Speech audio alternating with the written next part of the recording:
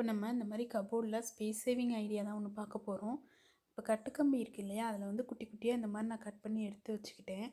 எதுக்காகனா அந்த மாதிரி ஒவ்வொரு ஸ்டட்டையுமே தனித்தனியாக தொங்க விடுறதுக்காக இது மாதிரி தனியாக கட் பண்ணி எடுத்து வச்சுக்கிட்டேன். அடுத்து 2 வே ஸ்டிக்கர் ஒன்று எடுத்து அதை ரெண்டாக கட் பண்ணிக்கணும். அதை ரெண்டாக கட் பண்ணிவிட்டு அதுக்கு நடுவில் இந்த ஹூக்ஸ் எல்லாம் இப்படி வச்சுட்டு அதுக்கு மேலே ஒட்டி விட்டுட்டோன்னா, இன்னொரு 2 வே ஸ்டிக்கர் ஒட்டி விட்டுட்டோன்னா அது நல்லா ஸ்ட்ராங்காக பைண்ட் ஆகிக்கும். அதுக்கப்புறம் அந்த ஹூக்ஸ்லலாம் இந்த மாதிரி நம்ம தொங்க விட்டுக்கலாம். டோரில் இந்த மாதிரி பண்ணும்போது நமக்கு நிறைய ஸ்பேஸ் சேவ் ஆகும். க்ளோஸ் பண்ணும்போது எந்த இடைஞ்சலாகவும் இருக்காது.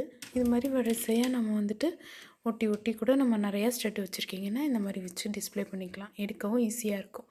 இந்த மாதிரி ஒரு சின்ன கார்டு இருந்துச்சு, அதில் வந்துட்டு ஹோலாக போட்டு ஸ்டட்டெல்லாம் வச்சுட்டு அதில் இந்த மாதிரி 2 வே ஸ்டிக்கரை போட்டு நான் ஒட்டி விட்டுட்டேன். அப்புறம் இன்னொரு மெத்தடில் 2 வே ஸ்டிக்கரில் வந்துட்டு இந்த மாதிரி கொக்கிங் இருக்குது இல்லைங்களா, அதை வந்துட்டு அந்த இங்கே வச்சு நம்ம இந்த கம்பிக்கு பதிலாக கொக்கிங்கில் வச்சுருக்கேன். இப்போ இதில் வந்து நம்ம ஸ்டட்டை வந்து மாட்டி விட்டுடலாம். இதில் வந்து குக்கிங்கில் வச்சு மாட்டி விட்டுருக்கேன். இப்போது இதில் அந்த கட்டு கம்பி வச்சு மாட்டி விட்டுருக்கேன். இதில் சும்மா ஒரு பிளாஸ்டிக் அட்டையில் வந்துட்டு இந்த மாதிரி ஹோலாக போட்டு பண்ணி வச்சுருக்கேன். இதோட வியூ பாருங்கள். இது வந்து நமக்கு ஈஸியாக க்ளோஸ் பண்ணிக்க ஓப்பன் பண்ணிக்கலாம். ஒன்றும் எந்த பிரச்சனையும் இருக்காது. கரெக்டாக உள்ளே செட் ஆகிடும்.